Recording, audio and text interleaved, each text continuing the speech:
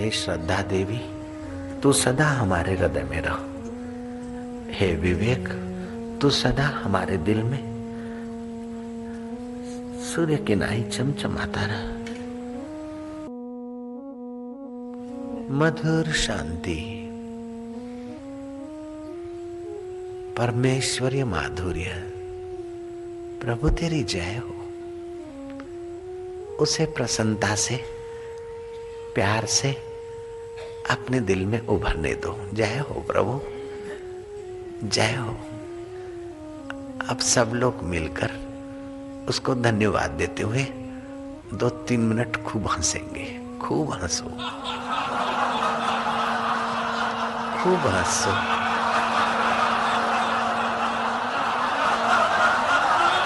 रक्त के कण कण को पवित्र हो जाने दो। जो होना है सो होना है, जो पाना है सो पाना है, जो खोना है सो खोना है। सब सूत्र तेरे हाथ में छड़ दिया, सब सूत्र तेरे हाथ में दे दिया। हम निश्चिंत जय हो उत्सव मनाएंगे, मस्ती से गुनगुनाएंगे। प्रभु तेरी जय हो, दाता तेरी जय हो, मधुर शांति दाता तेरी जय हो। आनंद है, माधुर्य है, मुस्कुरा के गम का जहर जिनको पीना आ गया। ये हकीकत है कि जहां में उनको जीना आ गया। हाँ, आ गया, विमल विवेक में जीना आ गया। जय हो प्रभु तेरी जय हो, गुरुदेव तुम्हारी जय हो। वाह वाह प्रभु वाह। निंदा स्तुति मान अपमान धर जूते दे तल्ले, जो होगा देखा जाएगा। रब मेरा मैं रब दा, गुरु मेरा मैं गुरु आंदा, और धर जूते दे तल्ले।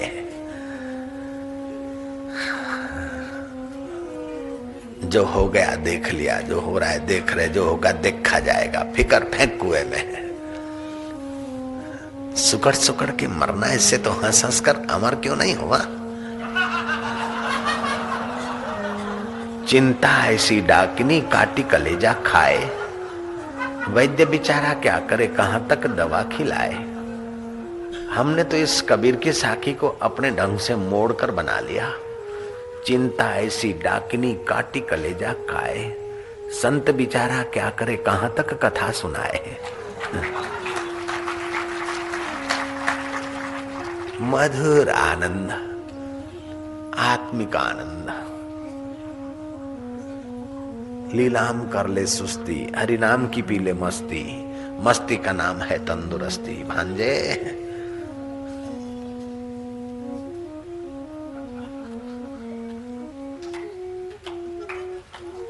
जय हो। मधुर शांति, आत्मिक शांति, परमेश्वरी शांति। हो सके तो होठ बंद, दांतों के बीच आधा उंगली का फासला, जीभ तालू में लगा दो ताकि मस्ती और गहरी उतरे। गहरे मन में स्वभाव में आ जाए मस्ती। अष्टावक्र कहते, जनक ये पाना है, ये छोड़ना है, इसको मिलना है, इससे हटना है, ये है उपाधि किसका बंद हुआ है, किसका मिटा है। निंदा स्तुति मान अपमान अच्छा बुराई किसका मिटा है। तू इस सब के ऊपर सुहागा घुमा दे, अपने आत्मा में शांति पा ले। जीभ दोनों दांतों से, ऊपर और नीचे के दांतों से जीभ आधा सेंटीमीटर जीभ बाहर। ज्ञान तंतुओं को पोषण, सिर का दर्द कैसा भी हो इससे मिट जाता है। मगज की थकान कम हो जाएगी।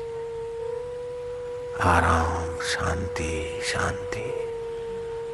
जैसे रब पड़े हैं ना विष्णु क्षीर सागर में, ऐसे ही गुरुओं की रहमत के सागर में हम लेटे हैं। वाह, बरस रही है भगवान की कृपा, बरस रही है परमेश्वर की करुणा। बंदगी अपने वश की नहीं है। यहाँ सिर देकर होते हैं सौदे, यहाँ अहम देकर होते हैं सौदे। आज की इतनी सस्ती नहीं है। प्रेम वालों ने कब किससे पूछा?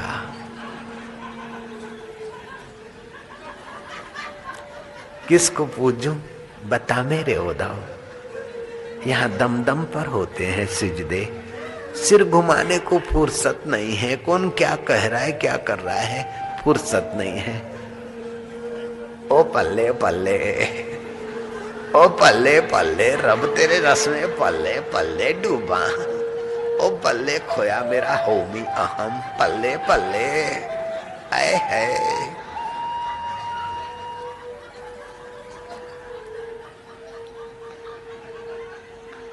गुरां दी सूरत रब नी भुल जाए न जोगनी।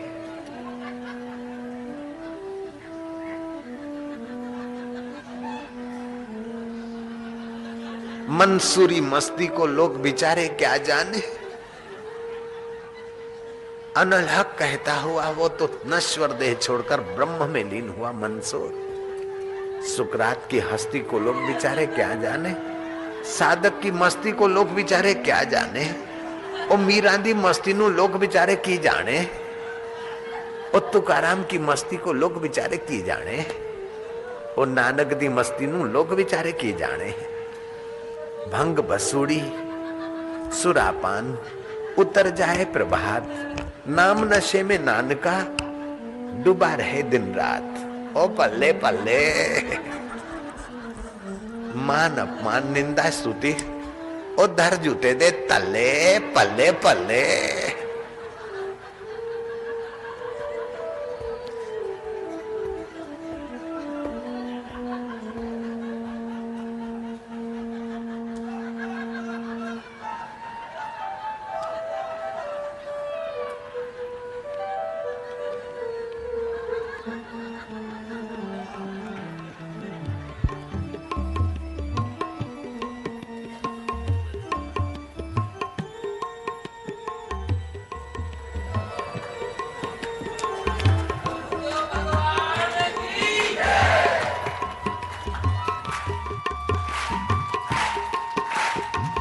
राम नाम की बुट्टी बाबा कोल कोल के पी।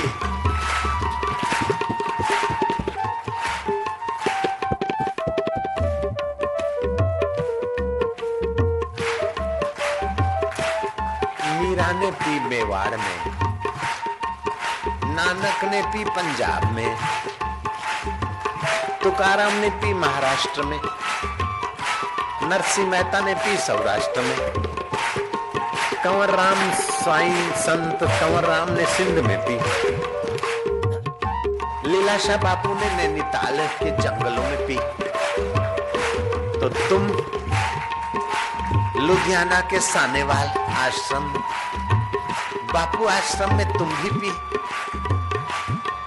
हरि नाम की बुट्टी बाबा गोल गोल के पी। महावीर ने चुप होकर पी, नानक ने गागा के पी, मीरा और गौरांग ने नाच नाच के पी, नरसिंह मेहता ने कीर्तन करते हुए पी, तुकाराम ने विठल विठल बोलते पी, ओ गोल गोल के पी, ओ छान छान के पी, या तो ऐसी वैसी पी, ओ चुप होकर पी, या तो हंस हंस कर पी, रो रो के भी पी, झूम झूम के भी पी, मस्त होकर पी। ओ बाबा, ओ प्राओ, ओ भाइयों, ओ बहना, ओ रब दी बुट्टी तू गोल गोल के पी, गुनगुना कर पी, पी पी और पी।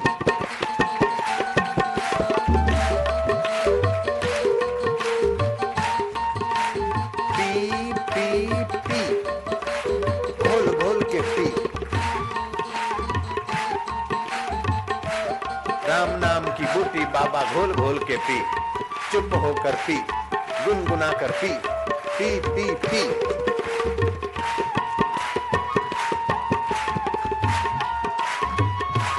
जय हो।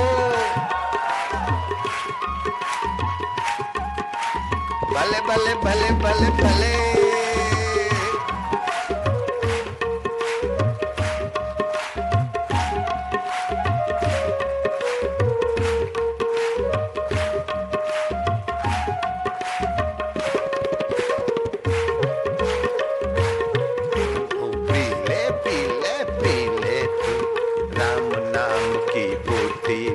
बाबा गोल गोल के पी, गोल गोल के पी बाबा, गुनगुना कर पी, झूम झूम के पी, चाहे ऐसी वैसी पी, वीरा ने पी, ओ गौरांग ने भी P, P P P P P, Ram नाम की बूटी बाबा गोल गोल के पी, गोल गोल के पी, चाहे चुप हो कर पी, गोल गोल के पी, चाहे चूम चूम के पी, राम नाम की बूटी बाबा झूम झूम के पी, झूम झूम के पी, चाहे चुप हो कर पी, मीरा ने पी, शबरी ने पी, बीना ने पी, शबरी ने पी, नानक ने पी और नरसी ने पी, राम नाम की बूटी पायो गोल गोल के पी, राम नाम की बूटी पायो गोल गोल के पी, गोल गोल के पी, चाहे ऐसी वैसी पी, महावीर ने पी और बुद्ध ने भी पी, महावीर ने पी और बुद्ध ने भी पी, हमने भी पी, ब्राहो तू भी तो पी, हमने भी पी, ब्राहो तू भी तो पी, हरि नाम की बूटी बाबा गोल गोल के पी, जय हो।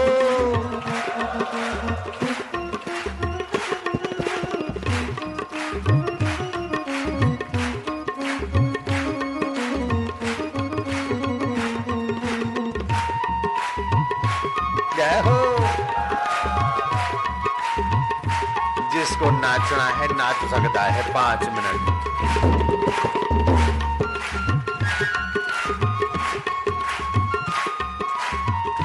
जय हो।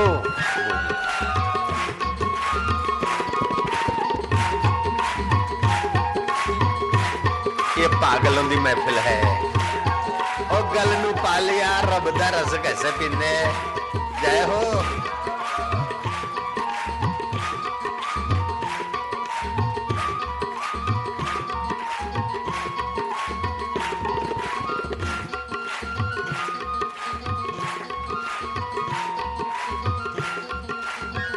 जय हो।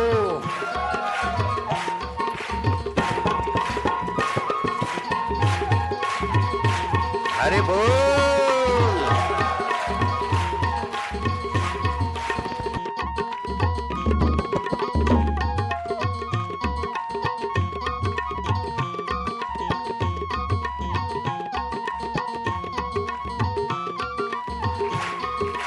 निगुरे होके आंधे है और सगरे होके बैठो शांति। सब भूयापि भूयस्य सभवं भूयाहि पासो पिहिया सवस्य दंतस्य पावम कंभन बंदई। जैन धर्म का ग्रंथ कहता है, जो मनुष्य सभी प्राणियों को अपनी आत्मा देखता है, जो मनुष्य सभी प्राणियों को अपनी आत्मा देखता है और जिसने कर्मस्त्रैव को सारे द्वार बंद कर दिए, उस संयमी मनुष्य को पाप कर्म का बंधन नहीं होता है। ऋग्वेद कहता है, ओम समानी वह आकुति समाना हृदयानि वह समानम मस्तु ओह मनो यथा वह सुसहासती। तुम्हारे ध्येय हृदय मन और व्यवहार एक समान हो। ऋग्वेद कहता है, तुम्हारा ध्येय, तुम्हारा हृदय और तुम्हारा व्यवहार सबके साथ एक समान हो, क्योंकि सबकी भलाई में तुम्हारी भलाई और सबके दिल में तुम्हारा ही दिलबर है। गुरुवाणी कहती है, एक नूर ते सब जग उपजा, कौन पले कौन मंदे। इस्लामी ग्रंथ कहता है ला इल्लाह इल्लल्लाह, उस मालिक के सिवा और कोई नहीं। उस परमेश्वर में भक्ति ग्रंथ कहता है कि सिया राम मई सब जग जाने, करूं प्रणाम जोर जुग पानी। बोलते हैं अगर अपना मंगल चाहते हो, अपना कल्याण चाहते हो, तो उसी परमेश्वर का कथन करो, उसी परमेश्वर का चिंतन करो, उसी परमेश्वर का परस्पर विचार विमर्श अनुबोधन करो। अगर परमेश्वर का चिंतन कथन नहीं करेंगे तो दूसरों का चिंतन कथन करेंगे। उसमें या तो किसी का राग करके उसमें फंसोगे या तो द्वेष करके तपोगे।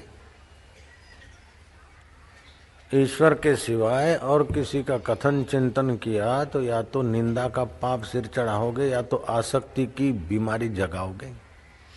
जैसे दादर की बीमारी होती, खुजलाते तो बढ़ती, ऐसे आसक्ति। अगर दूसरों का नहीं करोगे, अपना करोगे तो अपना अस्मिता का चिंतन करोगे, अपनी बड़ाई करोगे।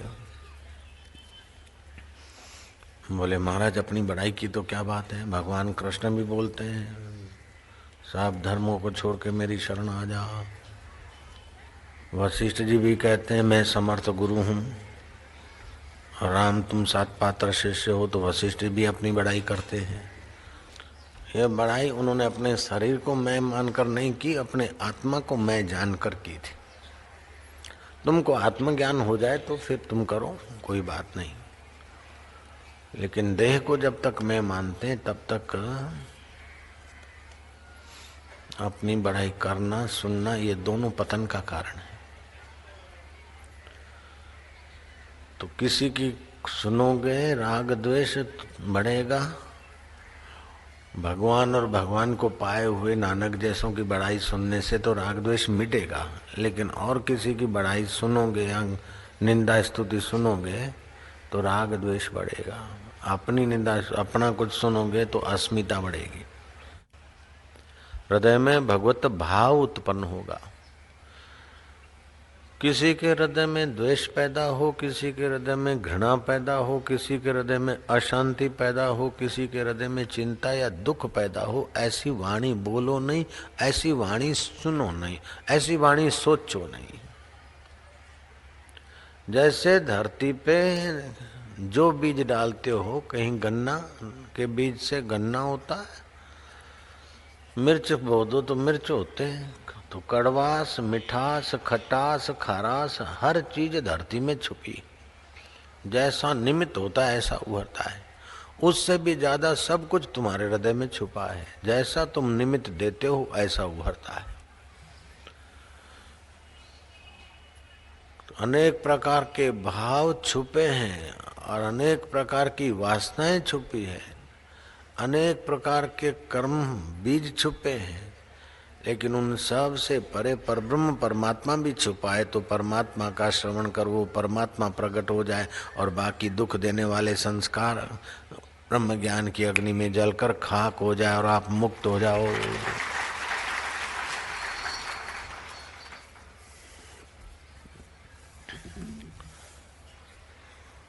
भगवान के विषय में उसकी बड़ी वडियाई सुनो, उसकी महिमा सुनो, उसकी महिमा का कथन करो, उसका नाम स्मरण करो, उसकी लीला, उसके गुण, उसका रूप, उसका नाम, उसके चरित्र, उसको पाने की बातें ये सुनो।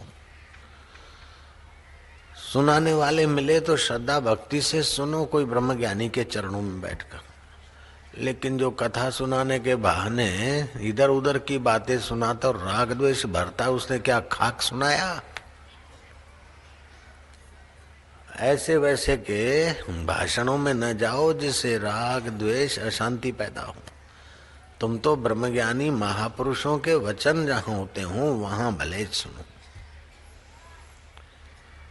आपका हृदय, आपका जीवन बड़ा कीमती है। आपका दिल अथवा जीवन कोई धर्मशाला नहीं कि चाहे जो घुस जाए। वो धर्मशाला में भी देखते हैं कि घुसने के लायक है कि फिर फुटपाथ पे भीख मांगने वाला है, तो धर्मशाला में चाहे जिसको नहीं अलाउ करते, धर्मशालाओं में भी थोड़ी तो परख रखते हैं। उससे भी कीमती तुम्हारा हृदय है, चाहे जो विचार घुस जाए, चाहे जो चलचित्र टीवी का आपके अंतःकरण में घुस जाए, ऐसा मत देखो। चाहे जैसी वैसी हल्की बातें कान में घुस जाए, ऐसा सुनो ही मत, बंद कर दो स्विच। ऐसा सुनेंगे कि जिससे सुना जाता है उसमें प्रीति हो जाए, ऐसा देखेंगे कि जिससे देखा जाता है उसमें प्रीति हो जाए, ऐसा खाएंगे भोगेंगे कि जिससे भोगा जाता है उस भोगेश्वर योगेश्वर में ही प्रीति हो जाए, तो जीवन धन्य हो जाएगा।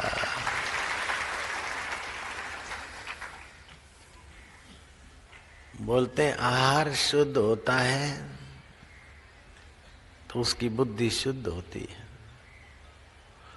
और शुद्ध बुद्धि होती है तो शुद्ध स्वरूप परमात्मा का अनुभव भी हो जाता है। आहार शुद्धो सत्व शुद्धि, सत्व शुद्धि ध्रुव स्मृति। ध्रुव स्मृति हुई तो ध्रुव तत्व का, अटल तत्व का अनुभव हो जाएगा।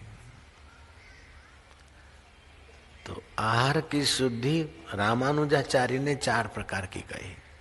एक तो आपके हक का हो, पसीने का हो। हाँ, ससुराल में जाते हो या मायके जाते हो या ननिहाल जाते हो या किसी दोस्त के यहाँ शादी विधि में जाते हो, तो तुम भी कभी उनको खिलाओगे, अभी तुमने खा लिया, वो तुम्हारे हक का है। लेकिन तुम्हें उनको कभी खिलाना नहीं और तुम जाके टी पार्टी खाते रहो, तो वो अन्न मन बिगाड़ देगा। समर्थ रामदास भिक्षा लेने गए शिवाजी के गुरु। किसान ने कहा कि बाबा गुस्ताखी माफ हो, मेरे साथ थोड़ा आगे चलो, मेरे घर का अन्न आपको नहीं दूंगा, मेरे भाई के घर का अन्न दूंगा। भाई के घर का अन्न लेकर प्रसाद, जो भी परोठा वरोठा रोटी राटी जो थी दी। समर्थ रामदास ने, शिवाजी महाराज के गुरु ने, जाकर अपनी कुटिया पे खाया और शाम को ध्यान में बैठे तो ध्यान करना नहीं पड़ा, ध्यान होने लग गया। ऐसी शांति, ऐसा आनंद, ऐसा माधुर्य कि महाराज उठने की मर्जी न हो। सोचा कि किसान ने भाई के घर से ऐसा कैसा दे दिया कि आज मेरा इतना ध्यान लग गया। दूसरे दिन किसान को बोला, भाई तुमने ऐसा कैसा अन्न अपने घर का नहीं दिया, भाई के घर का? बोले, बाबा जी मेरे भाई के यहाँ हक का अन्न था, मेरे पास इस बार ना हक का अन्न आ गया। नहर वालों ने पानी खोला, जिन लोगों ने पैसे भरे या जिन उनके हक का था, तो मेरे भाई ने अपना हक का नहीं था तो पानी नहीं लिया। लेकिन मेरे छोरे आजकल वो कॉन्वेंट स्कूल में पढ़े, जो भी आए हड़प कर लो, ऐसे संस्कार वाले। हमारे छोरों ने ना हक का दूसरे के पानी मोड़ के अपने खेतों में भर लिया, उससे पैदा हुआ अन्न। नाहक का अन्न पैदा हुआ, इसलिए नाहक का मन विचरता है, विचार करता है, भागता है। अब नाहक के संकल्प विकल्प हो रहे, हमारे तो हो रहे, तुम्हारे जैसे संत को नाहक का अन्न क्यों दूं? मेरे भाई का अपना पैसे वैसे भरे थे, अपने हिस्से का पानी आया तब दिया खेत में, उसका है हक का अन्न। मैंने हक का अन्न दिया तो आपका हक में मन लग गया, बस सीधी बात है। तो अपना हक का होना चाहिए।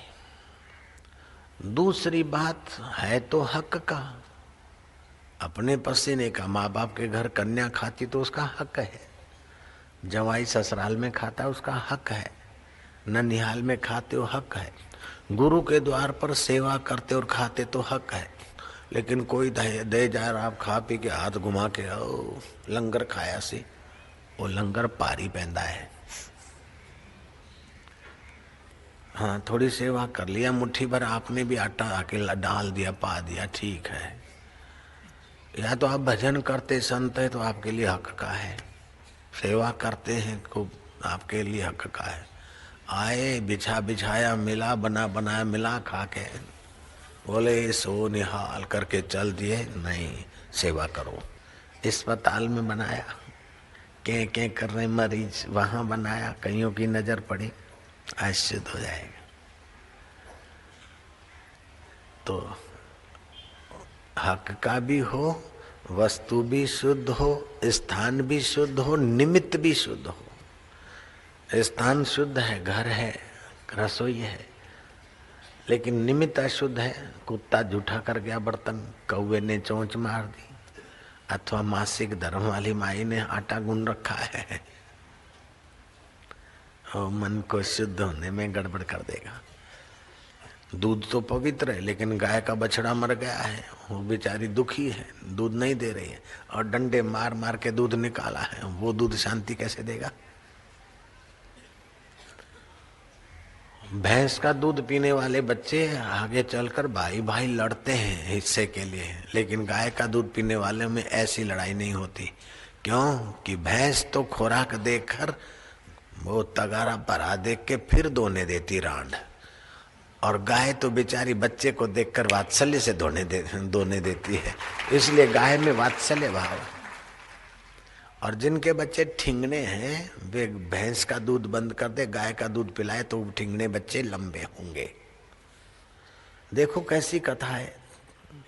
नाटापन बोनापन भी तुम्हारे बच्चों का ना हो, ऐसा भगवान की कथा में हम मिलावट कर रहे हैं, क्योंकि भगवान चाहते हैं कि तुम्हारा सर्वांगी विकास हो, भक्ति के साथ तुम्हारा व्यवहारिक जीवन भी चमचमाट हो, बढ़िया हो। तो रामानुजाचार्य ने ये कहा, वल्लभाचार्य ने भी अन्न की शुद्धि 4 प्रकार से मानी है। आद्य शंकराचार्य ने तो बहुत सूक्ष्म बात कह दी। वो बोलते हैं जो मुंह में लेते हो वही आहार नहीं, जो बाहर से भीतर जाता है वो सब आहार है। तुम ऐसा रूप मत देखो या ऐसे व्यक्तियों को मत देखो जिससे तुम्हारे मन में गड़बड़ी पैदा हो। गए किसी का मकान के उद्घाटन में, आपको 2 कमरे और किचन है, और से 4 कमरे और किचन है और फर्नीचर है। आप प्लेट तो खा के आए, लेकिन अंदर में अशांति लेके आके इसका कैसा बढ़िया घर है, इसका फर्नीचर कैसा, हमारे पास नहीं, कब लाऊं, कब करूं, परेशानी तुमने पैदा कर ली। जा रहे पति पत्नी या तो भाई बहन जा रहे, तुम्हारे आंखों के द्वारा उनको देखा, विवेक की छन्नी नहीं है तो अरे ये तो लवर लवड़ी होंगे, उससे अपना परिचय हो जाए तो ऐसा जा तो रहे वो अपने मजे से, लेकिन तुमने ऐसा देखा और देखकर सोचा ऐसा हलकट कि तुम्हारा मन नैन का चैन चुरा कर ले गए, कर गए नींद हराम। तुमने आंखों के द्वारा गलत आहार कर लिया। तुम चलते चलते कहीं गंदगी देखते हो, मल मूत्र विष्ठा, मरा हुआ जनावर आते ये वो, तो तुमने आंखों से गंदा आहार कर लिया। अब क्या करो? अच्छा आहार करके उस गंदगी को निकालो। सूर्य का दर्शन कर लो, चंद्रमा का दर्शन कर लो, मंदिर का, गुरुद्वारे का झंडा, उसका दर्शन करके वो जो गंदी चीज देखिए उसको हटाने के लिए अच्छी चीज देख लो। जयराम जी, तो आपके हृदय की आप ऐसे संभाल लो। शंकराचार्य कहते कि कान से भी आप शुद्ध खुराक खाइए। कान से कैसा खुराक कि तुम बैठे हो किसी की निंदा सुन रहे हो, जिसकी निंदा सुन रहे हो वो तो आइसक्रीम खा रहा है या तो वो तो हंस रहा है, और तुम निंदा सुनकर अपना दिल परेशान क्यों कर रहे हो? ऐसे ही अपने कर्म कट जाए तो बहुत है, दूसरे की निंदा सुनकर अपने क्यों अपने और कर्म बढ़ावे?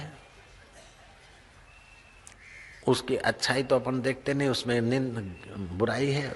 हाँ, बुराई से बचने के लिए थोड़ा सुनकर सावधान हो गए, लेकिन अपने अंतःकरण में दूसरों की बुराइयां सुनते सुनते अपने को गिराना मत, सावधान रहना। मुनीम, नौकर, मैनेजर, सेठ, उनसे कुछ उनकी बातें सुनना पड़े तो सुन लो, लेकिन विवेक से सुन लो। जितना जरूरी है उतना सुन लो, जितना आपका उपयोगी है सुन लो। बाकी उसकी पर्सनल लाइफ है, वो जाने, उसका काम जाने। आप जमदूत थोड़े हो कि उनको सजा देने का काम आपका थोड़े है। रोटी अपनी खाना और दिल दूसरों के लिए अपना क्यों खराब करना? ऐसे आप नाक से जो खाते हैं, बाबा नाक से क्या खाते हैं? नाक से सुगंध खाते हो। पेरिस में इस समय भी कई इंजीनियर लगे कि वैश्या के द्वार पर कैसा परफ्यूम होना चाहिए कि पुरुष आकर सेक्स के केंद्र उसके उत्तेजित हो जाए। आपने ऐसे ऐसे हल्के आजकल परफ्यूम बने हैं कि ऐसा नाक से सूंघा कि आपके मन में हल्के विचार आ गए। नहीं, आप नाक से आहार लो। भगवान ने दिया है नाक तो सुगंध लेने के लिए दिया है, सुगंध लेने के लिए नहीं दिया, गंध लेने के लिए दिया। गंध कौन सी गंध?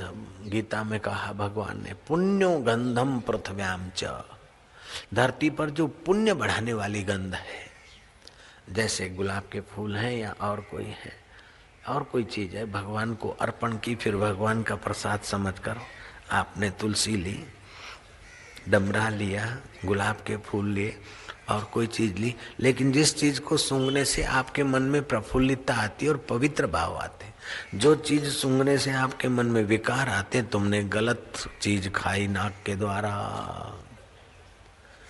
तो ये 5 इंद्रियां है, स्पर्श इंद्री आदि ये सब, तो पांचों से आप शुद्ध आहार करेंगे तो आपकी ध्रुव स्मृति होगी। तो अब गलत आहार पड़ गया है पांचों से, तो क्या करें? तो भाई जैसे गंदा कपड़ा हो गया तो क्या करते? साबुन लगाते, पानी लगाते, ठोकते, शुद्ध करते। ऐसे ही जो जन्म जन्म के अशुद्ध संस्कार पड़ गए, अब क्या करें? तो बोले भगवान की कथा सुनो, भगवान के रूप को देखो, भगवान के निमित्त सेवा कार्य करो और भगवान का स्मरण करो, तो जन्म जन्म का बिगड़ी जन्म अनेक की, बिगड़ी जन्म अनेक की, सुधरे अब और आजू, तुलसी होई राम को राम भजू, तजी को समाजू। भगवान का होकर भगवान का भजन करो। ऐसा नहीं कि मैं सरदार हूँ और रब दा भजन करूँ। वो सरदार सुन लो, बरकत नहीं आएगी भजन में। ओ मैं गुजराती हूँ भजन करूँ, ऐ गुजराती सुन लो, भजन में बरकत नहीं आएगी। ओ मैं माई हूँ, मैं भाई हूँ, मैं भरा हूँ, मैं बेटा हूँ, ओ भजन में बरकत नहीं आएगी। मैं तेरा हूँ, तू मेरा है। ओ रब के होके रब का भजन करो, बरकत ही बरकत, बेड़ा पार हो जाएगा। भगवान का होकर भजन करो। शरीर 5 भूतों का है, मन प्रकृति का है, धन नश्वर है, संबंध देखने भर को है, लेकिन ईश्वर तुम्हारा है, तुम ईश्वर के हो, बिल्कुल सच्ची बात। तप से, उपवास से, यात्रा से इतना भारी पुण्य नहीं होता। पुण्य तो होता है, भारी पुण्य नहीं होता, लेकिन अपने को ईश्वर का, ईश्वर को अपना मानने से बड़ा भारी लाभ होता है, क्योंकि ये मान्यता भीतर है और वो चीजें बाहर है, तीर्थ यात्रा आदि। और मानना आपके हाथ की बात है। अभी अपने को मोना मानते हैं, दाढ़ी मूछ बढ़ा ली, फिर अपने को सरदार मानते, फिर किसी गुरु का हो गए वक्त तो अपने को साधक मानते। तो मानना आपके हाथ की बात है। तो आप ईश्वर को अपना और अपने को ईश्वर का मान लो, ये आपके हाथ की बात है। दुख आता है, लेकिन दुख मन में होता है, ऐसा मान लो तो आपके ऊपर दुख की चोट नहीं लगेगी ज्यादा। सुख आता है और सुख सदा नहीं रहता, ऐसा मान लो तो सुख में लंपट्टू नहीं बनोगे। ये आपके हाथ की बात है। जो पति पत्नी शादी करके पति पत्नी का व्यवहार करते हैं और उनको जो सुख का आभास होता है, वो अगर सावधानी से बच्चे का गर्भाधान करने के लिए व्यवहार करते हैं अथवा संसार भोगते हैं सावधान होकर, तो उनको इतना घाटा नहीं पड़ता। लेकिन जो अति आवेश में भोगते हैं विकारी, तो उनकी ऊर्जा रजवीर्य तो नाश होता है, लेकिन उनका प्राण शक्ति और चुंबकत्व शक्ति ज्यादा नाश हो जाती। फिर थोड़े ही दिन में क्या बात है, बोले शादी किया है, वायडे हो जाते। जो अति करते हैं, जो विषय सुख स्पर्श का सुख भोगा लेकिन विवेक नहीं रखा, जन्मदिन संसार भोगा नहीं जाता। अमावस्या को, एकादशी को, पूनम को, श्राद्ध के दिन अथवा प्रदोष काल में, या तो महिला मासिक में हो तीसरे चौथे दिन में, तो संसार नहीं भोगा जाता। अगर फिर भोगा तो फिर बुद्धि कम हो जाएगी, तंदुरुस्ती चट हो जाएगी। लेकिन महाराज पहले गलती की, उसका क्या? उसका है उपाय है, वो यौवन सुरक्षा पुस्तक पढ़े, ये आंवले और दूसरी बूटी पड़ी है, ये चूर्ण पानी पड़ने की बीमारी ठीक हो जाएगी, ज़्यादा जो कमजोरी है ये विकार भोगने की वो सब ठीक हो जाएगी। पहले की बिगड़ी अभी बना लो और अभी की नए सिरे से बिगड़ने मत दो, बस बेड़ा पार हो जाए। पहले का घाटा पूरा कर लो, अभी घाटे का धंधा मत करो। पहले का घाटा पूरा कर लो, अभी घाटे का धंधा बंद करो। बस संयम से खाओ, संयम से बच्चे को जन्म देने के काम बन जाएगा। फिर भगवान की महिमा सुनो, भगवान की लीला सुनो, भगवान का स्मरण करो, भगवान के गुण नाम रूप आदि का वर्णन करो, सुनो उसकी बड़ी बड़ी आई। भगवान और भगवान के प्यारों के जीवन चरित्र सुनो, उनकी कथाएं वार्ताएं, आपका मन भगवतमय बन जाएगा। दुष्टों की बात सुनोगे तो दुष्टता आ जाएगी, लोफरों की बात से सुनोगे और देखोगे तो मन में लोफर पाई जगेगी। और भगतां दी संतां दी गल्लें सुनोगे तो अंतःकरण में भक्ति और संतत्व जगेगा।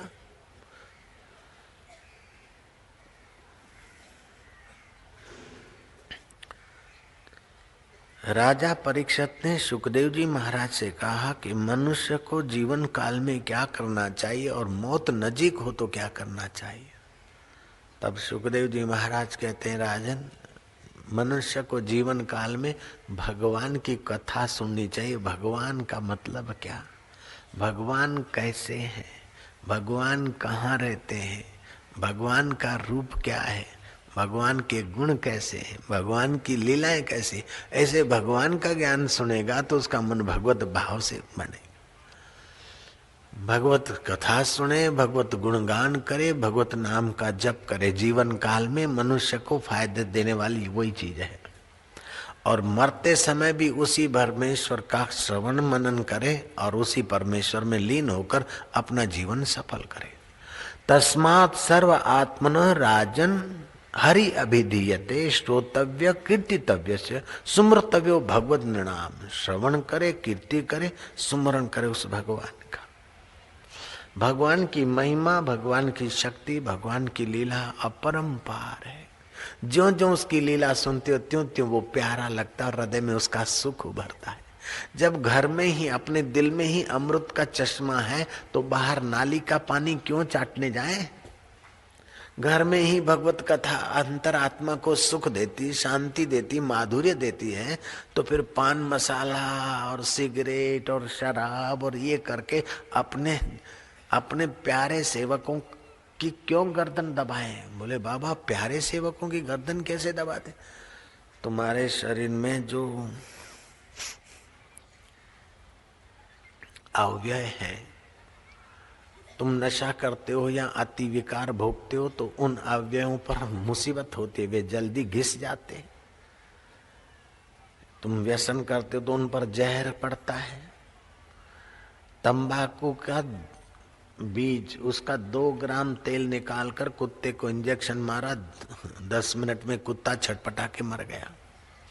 50 ग्राम तंबाकू में से थोड़ा वो निकाल के उस पाउडर और लगाया मेढक को कैंसर का रोग हुआ और मेढक मर गया। ऐसा तंबाकू तुम्हारे अंदर के अवयवों को खराब करता है। ये खाली पेट चाय और कॉफी तुम्हारे अंदर के ऊर्जा केंद्र को क्षीण कर देते हैं। इसलिए ऐसा खुराक न खाओ कि तुम्हारा शरीर बीमार हो। उस टाइम से न खाओ कि जिस टाइम खाने से बीमारी हो। देर रात खाना बीमारी को बुलाना, दिन को खाए और घंटों भर सोए रहे बीमारी को बुलाया। जल्दी जल्दी खाया, आंतों की कमजोरी हो जाएगी। तुम्हारा जन्म भोजन करने के लिए नहीं हुआ। तुम भोजन के लिए नहीं हो, भोजन तुम्हारे लिए है। तुम गड्डी के लिए नहीं, गड्डी तुम्हारे लिए है। तुम कर के लिए नहीं, कर तुम्हारे लिए है। तुम संसार के लिए नहीं, संसार तुम्हारे लिए है। ऐसा समझकर अपने जीवन को उन्नत करना चाहिए। बिहार में भूकंप हुआ मुंगेर नगर में, बड़ा नगर है। मुंगेर नगर के बड़े बाजार में हजारों दुकान, हजारों मुनीम, नौकर, चाकर और कई हजार लोग बाजार में तो होते ही हैं। अब उन बेचारों को क्या पता कि अभी भूकंप होगा इस मुंगेर नगर के बाजार में। भूकंप कोई पूछ के आता है क्या किसी से? और किसी व्यक्ति के या सरकार के रोकने से रुक जाता है क्या? हजारों हजारों लोग, हजारों हजारों दुकानें, हजारों हजारों व्यवसायी, दौड़ दो भरा बाजार। और आया भूकंप का झटका, वो देखते देखते सब टस मस हो गया। एक झटका, दूसरा झटका, तीसरा झटका, चौथा झटका, बस तबाही हो गई, तबाही। नरसंहार हो गया। कहीं तो व्हीकलें खो गई, तो कईयों की गाड़ी गायब हो गई, तो कईयों के शरीर गायब हो गए, तो कई आधे फंसे, तो कई सिर खप हो गए, किसी का कुछ, किसी का। सरकारी अमलदार, सरकारी मिशनरियां लगी और कुछ प्राइवेट संस्थाएं भी लगी। जो बेचारे शिकार हो गए भूकंप के, कहीं अधमुए खोद खाद के निकालते, किसी को झरके लगी, कमर टूटी है, तो किसी का कुछ है, किसी के बदी हालत है। तौबा तौबा। एक आध दिन तो कुछ अधमुए मिले, बहुत सारे मुर्दे मिले। दूसरे दिन तो अधमुए भी कम मिले, मुर्दे ही मुर्दे मिले। तीसरे दिन तो कभी कहीं कोई कहराता हुआ प्राणी मिला। फिर तो बस खोद काम होता गया और मुर्दे ही मुर्दे, लाशों के ढेर के ढेर। ऐसा खोद काम करते करते बिहार जिले में मुंगेर नगर के बाजार में जो भूकंप हुआ था, तुमने सुना होगा।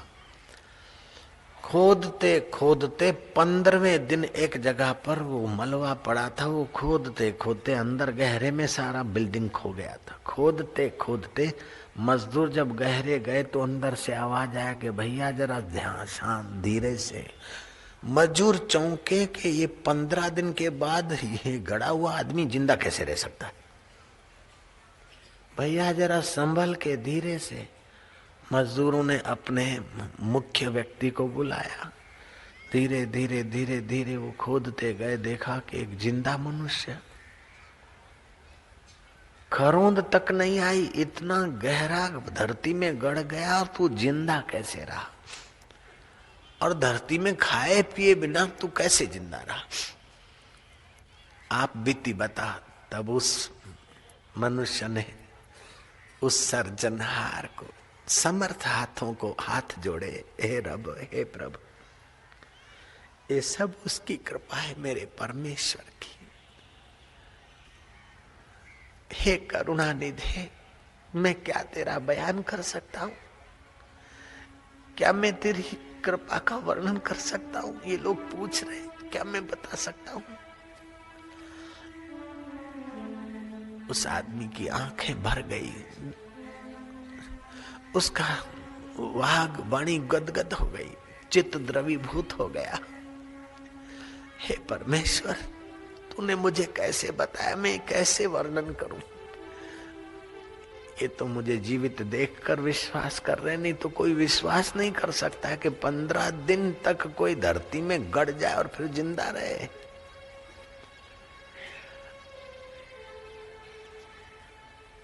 भैया देखो, मैं तो केला बेचने वाला मजदूर हूं। केला का टोकरा लेकर आया था, बिल्डिंग के किनारे छाया में बैठा था, और ये जो होनहार हुई, बड़ा झटका लगा। बिल्डिंग सहित हम सब गए अंदर। मैंने हृदय पूर्वक पुकारा, मेरे राम, तू रोम रोम में रम रहा है, कण कण में तू है। मैंने कथा सुनी थी। कथा जब सुनी तब सुनी, लेकिन वो कथा के वचन ऐसे मौके पे याद आते हैं कि जमदूत और काल का काल भी, मौत भी वहां अमरता की यात्रा पर ले जाता है। कथा के वचन याद आ जाए। मैंने कथा सुनी थी कि वो सर्जनहार है, मारने वाले से बचाने वाला बहुत निकट है। मेरे गहरे हृदय से निकला कि अब तेरे सिवा मेरा कौन। जैसे द्रौपदी ने कहा द्वारकाधीश, तो साड़ियों में प्रवेश अवतार हुआ और वो साड़ी खींचता गया, फिर भी द्रौपदी की साड़ियां खुट्टी नहीं। ऐसे मेरा अन्न भी नहीं खुट्टा, जल भी नहीं खुट्टा। तुम पूछोगे कैसे? मैं जब धरती में गहरे में धस गया तो मेरे साथ मेरे टोकरे का माथे पर जो केले का टोकरा था, मैं ऐसे गिरा कि टोकरा मेरे मत्थे के ऊपर मेरा सिर टोकरे के अंदर। मैं गिरा, लेट तो गया, लेकिन सोचा कि अब खाने के तो केले हैं, लेकिन पानी कहाँ से पीऊंगा, कैसे जीऊंगा प्रभु। इतने में दूसरा झटका लगा और बिल्डिंग की टांकी का पानी यहाँ पास में खड्डा हो गया, खड्डा भर गया। अब देखा कि खाने के केले भी हैं और पीने का पानी भी है, लेकिन सांस घुट रही है, मैं कैसे जीऊंगा, तू रहमत कर। और झटकाया और इस मलबे में कोई छोटी सी दरार पड़ गई, जहां फ्रेश हवा भी आने लगी और थोड़ा सा सूर्य का किरण भी मिलने लगा। मेरा टेम्परेचर मेंटेन होता रहा।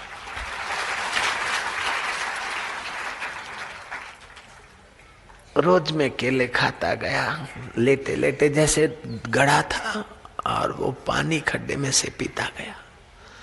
केले आज खत्म हुए और पानी का खड्डा भी सूख गया। सोचा कि अब क्या तू मारना चाहता है, मैं तो जीना चाहता हूं। बस उसी परमेश्वर ने तुम्हारे इस बटालियन को यहाँ खोदने की प्रेरणा दी। थोड़ी देर में आवाज आया खुदाई का, मैंने कहा भैया जरा दे रे, जब वो बचाना चाहता है तो तुम भी बचा दो। बस कैसे उस परमेश्वर के समर्थ हाथ आर्त हृदय की प्रार्थना कैसी सुन लेता है। और किसी को मार कर नया यात्रा करनी होती है तो उसको उस ढंग से भी आगे की यात्रा कराता है। कई अनुभवों से गुजारते हुए वे तुम्हें अपने स्वरूप के तरफ ले जाता है। वो कैसा है मेरा सर्जनहार, कह नानक सब तेरी बड़ाई, कोई नाऊ न जाने मेरा।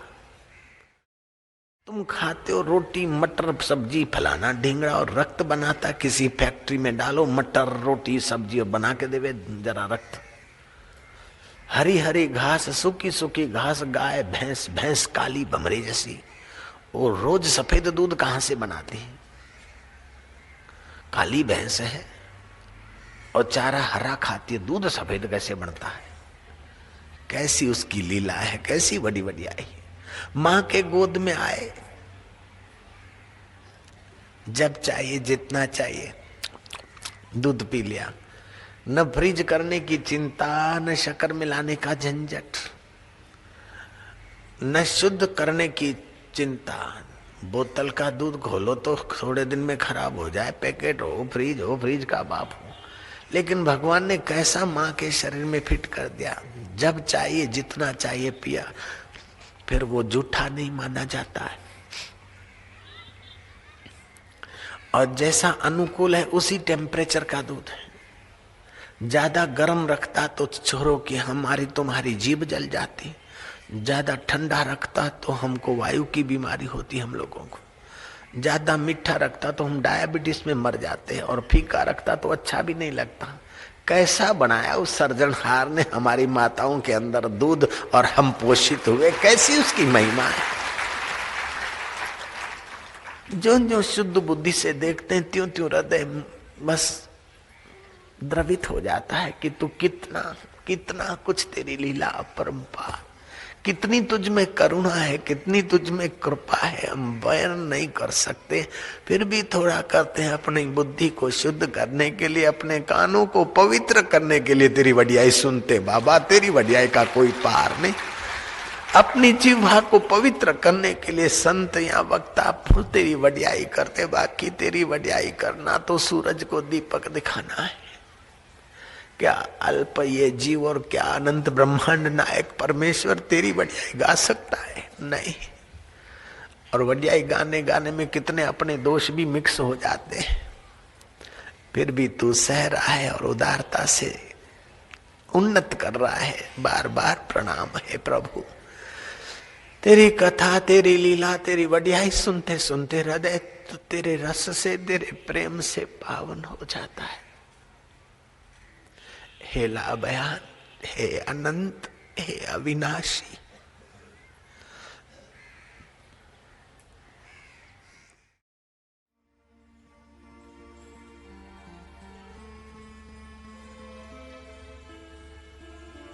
ये भगवान के प्यारों की महफिल है, ये प्रभु के दुल्हारों की महफिल है। मधुर शांति, परमेश्वरीय माधुर्य, ओम माधुर्य। हाँ, जैसे भगवान नारायण क्षीर सागर में लेटे लेटे अपने सच्चिदानंद स्वरूप का माधुर्य लेते हैं, ऐसे ही योगी लोग भी कभी कभार उस परमेश्वरी माधुर्य में विश्रांति पाते। मुझे वेद पुराण कुरान से क्या, मुझे प्रेम का पाठ पढ़ा दे कोई। मुझे मंदिर मस्जिद जाना नहीं, मुझे हृदय मंदिर में पहुंचा दे कोई। जहां ऊंच और नीच का भेद नहीं, जहां जात और पात की बात नहीं, न हो मंदिर मस्जिद चर्च जहां, न हो पूजा नमाज में फर्क वहां, न हो मंदिर मस्जिद चर्च जहां, न हो पूजा नमाज में फर्क वहां। प्रेम ही प्रेम की सृष्टि मिले, अब नाव को खेच चलो वहां। अंतरात्म देव में अल्लाह ही सुख में, अल्लाह ही माधुर्य में, ओम आनंद। ये प्रभु के दीवानों की महफिल है, यहाँ चतुर आदमी को पता नहीं चलेगा। चतुराई छोड़कर प्रेम प्रसाद पाने का प्रयत्न करो, निर्दोष नारायण के अनुयायी हो जाओ।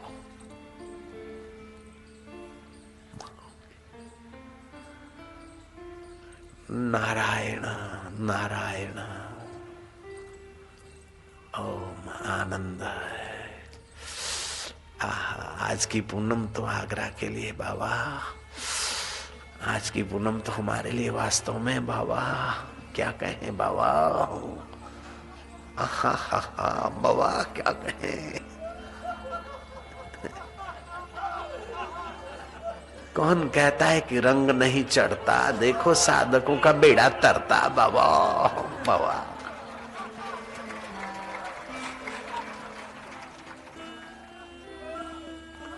ऊपर को उठ रहे, महानता के तरफ, प्रभु रस के तरफ ऊपर उभर रहा है चित्त, हृदय कमल खिल रहा है, आनंद उभर रहा है, माधुर्य निखर रहा है। ये मोहब्बत की बातें हैं औधाओ, बंदगी अपने बश की नहीं है। यहाँ सिर देकर होते हैं सौदे, आशिकी इतनी सस्ती नहीं है। प्रेम वालों ने कब किससे पूछा, किसको पूजूं बता मेरे औधाओ औधाओ औधाओ। प्रेम वालों ने कब किससे पूछा, किसको पूजूं बता मेरे औधाओ। यहाँ दम दम पे होते हैं सिजदे, यहाँ दम दम पे होते हैं सिजदे। सिर घुमाने को फुर्सत नहीं, कौन क्या कर रहा है, कौन क्या सोचता होगा। अब सिर घुमाने की फुर्सत किसको है। सुना था तू सच्चिदानंद है, आज तेरे आनंद की झलके पा रहे यार। ओ मेरे रब, ओ मेरे आका, मेरे ईश्वर, मेरे परमेश्वर,